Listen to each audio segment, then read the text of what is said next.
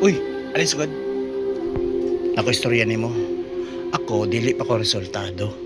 Pero na ako'y mahatag nga tulo ka tips nga pwede makatabang sa imong pagkasinso.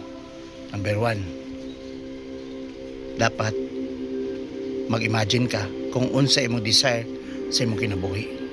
I-imagine na nimo kanang clear vivid vision jud nga mao jud na imuhang kuhaon or i-aim or i-goal sa imuhang pangandoy.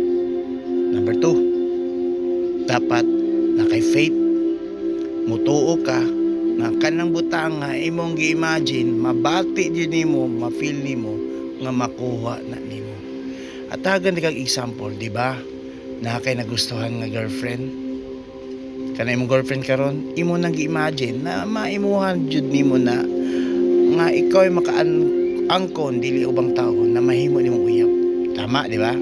Same ra na sa inganang nga proseso. Okay? Number 3, action. Act. So ay mahitabo kung dili ka molihok, kung di ka mo action. So dapat useless ang kanang 1 ug 2 kung wala ang number 3. Dapat sabay-sabay na silang tulo. Dili literal nga sabay.